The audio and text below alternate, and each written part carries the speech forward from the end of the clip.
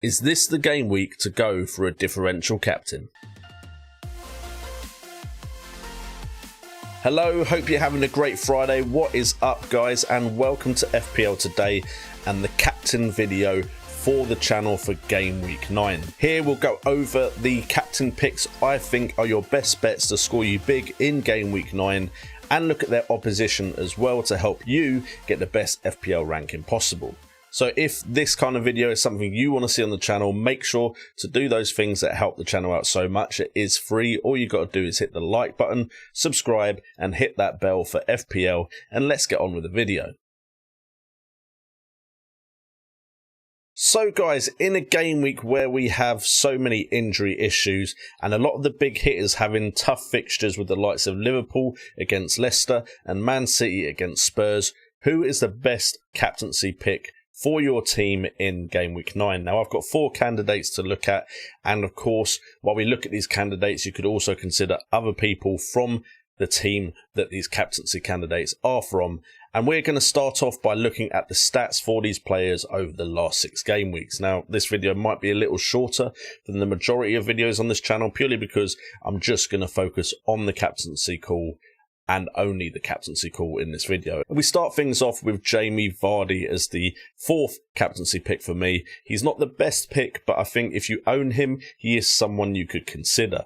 Now, looking at his stats, we have a striker at 10.1 million who has 6 goals over the last 6 game weeks, which is a fantastic return.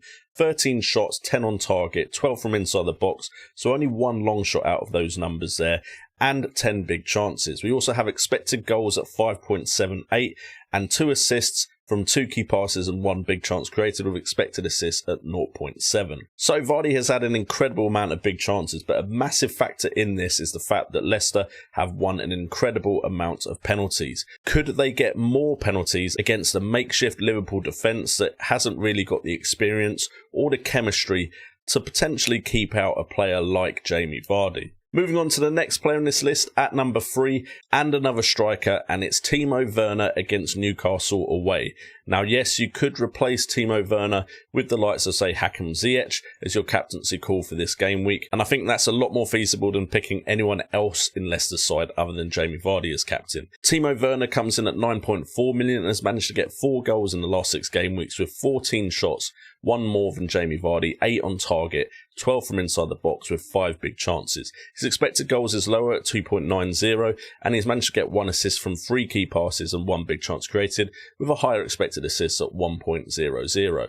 Chelsea have looked good ever since the addition of Hakim Ziyech to the side, and Werner has benefited massively from this, now taking a role up on the left with Abraham down the middle. The addition of Abraham and Ziyech seems to have benefited Timo Werner, and I think Chelsea should have enough to see off Newcastle, and Werner's numbers are good for a captaincy candidate. Coming in at number 2, and yes, this might be my admiration for the guy, this might be me jumping on the hype train, but I have been a proponent for Jack Grealish for a while now, and I think at 7.5 million with a game against Brighton Hove Albion at home, he could be considered a captaincy candidate for you. 7.5 million is how much he costs you at the moment, having risen in price, and he's scored 4 goals from 19 shots, 9 on target with 17 from inside the box. So I'd say his amount of shots on target in comparison to these 2 strikers in this list isn't necessarily impressive, but 17 shots from inside the box mean he has had more chances than Werner and Vardy inside the box,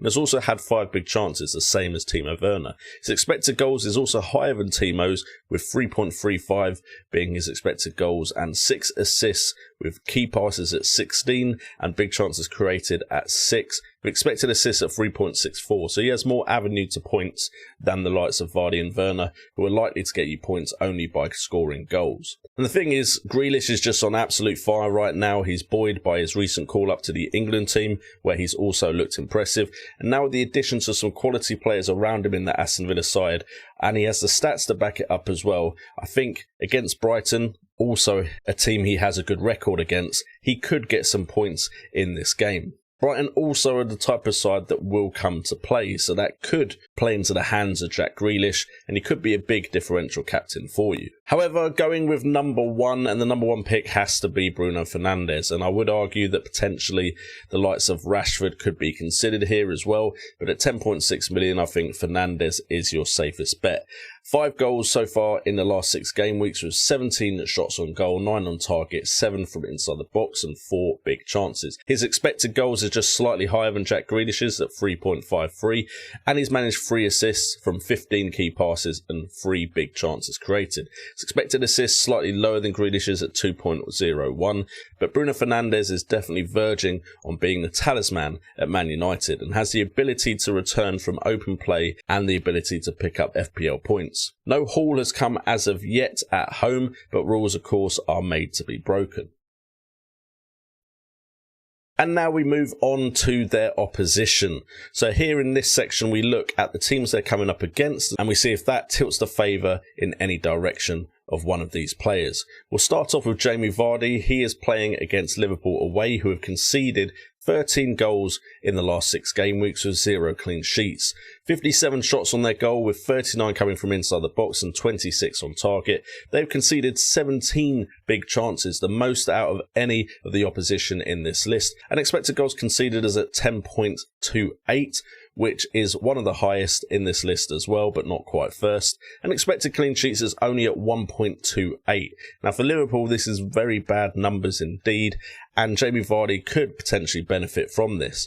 However, Liverpool do know this, and they might try to figure out a way to make their defence a bit more solid, or they might just go gung-ho and try and score more goals than Leicester. Either way, I think those numbers definitely give Vardy the chance of scoring goals in this game. We then go to Timo Werner's opposition, and that is Newcastle away.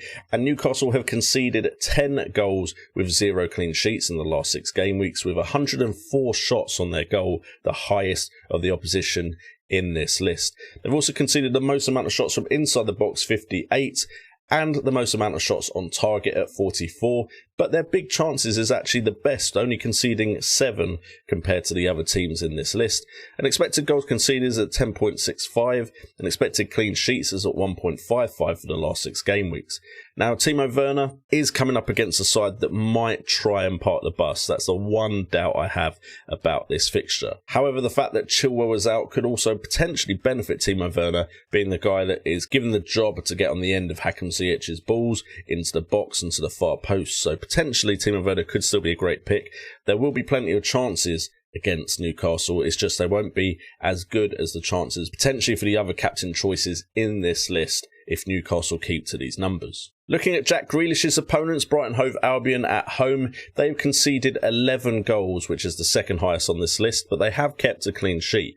They've conceded 41 shots on their goal, which is the best in this list, and inside the box only 24, with only 17 on target, all the best numbers of the opposition in this list. They've conceded 10 big chances, however, which is 3 more than Newcastle, and their expected goals conceded is the best in this list at 6.91, and their expected clean sheets is at 2.04. However, we can't ignore the fact that they are the second worst team for conceding goals behind Liverpool in the opponents for these captaincy candidates. So the negative in this match, of course, is the fact that Brighton have decent defensive numbers, but I think we don't necessarily need to take that too seriously just yet because of the amount of goals they concede. It seems they just make silly mistakes, which means they do concede goals.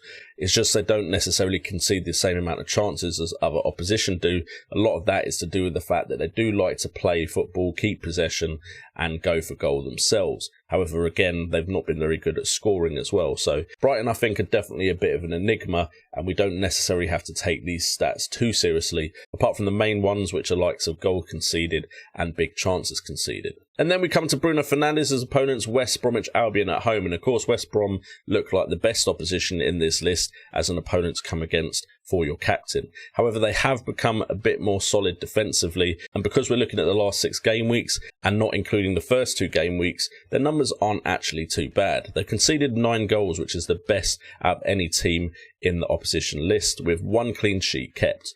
They conceded 81 shots on their goal, with 46 coming from inside the box and 35 being on target, with 12 big chances conceded. Their expected goals conceded is at 9.79, which is better than Newcastle and Liverpool's over the last 6, and expected clean sheets is at 1.18. So there's definitely going to be goals in this Man United game, but are there going to be a lot of goals? And is Bruno Fernandes going to be involved? Now, of course, if it's a penalty, Bruno Fernandes is very likely to be involved, and I would like to think that he is on form enough to at least get some sort of return in this fixture. Marcus Rashford could also be someone you consider in this game. However, I do worry that West Brom haven't conceded more than 2 in the last 5 game weeks, and they will be parking the bus in this game. You know they will be doing it, and Man United tend to struggle against teams that park the bus because they don't have the space in behind to really use the pace of the likes of Rashford and Martial. So who would I go with? I mean, at the moment, I'm probably going to captain Timo Werner. I know that hasn't worked for me in FPL yet, but it had worked for me in Fan Team when he did get that brace recently against Southampton. And I think out of the players I already own, because I don't own Vardy, I do own Grealish, and I don't own Fernandes, I think Werner's probably the one I'm just going to edge towards, purely because of the amount of shots that Timo Werner could potentially get, because Newcastle like to concede a lot of shots on their goal. However, Jack Grealish for me is a bit more in form than Timo Werner. I just will struggle to really put a captaincy armband on an Aston Villa player over a Chelsea player. But I actually think Grealish, probably numbers-wise, is the better option as captain. I'm just not sure I have the cojones to go with him, and will probably stick it on Timo Werner. Anyway, guys, in the comments down below, I want you guys to tell me who you are captaining in Game Week 9, and then we can have a discussion about it and hopefully come to a consensus and pick the best captain for each of us. Also, if you have been enjoying the content on this channel, we've managed to get 4 videos out for you this game week, then please do hit that like button, subscribe, and hit that bell for FPL. It really does help the channel out, and we're almost at 17,000 subscribers, and your guys' support is just keeping the channel growing and growing, so thank you guys so much. I've been JNO, this has been FPL Today, and best of luck in Game Week 9.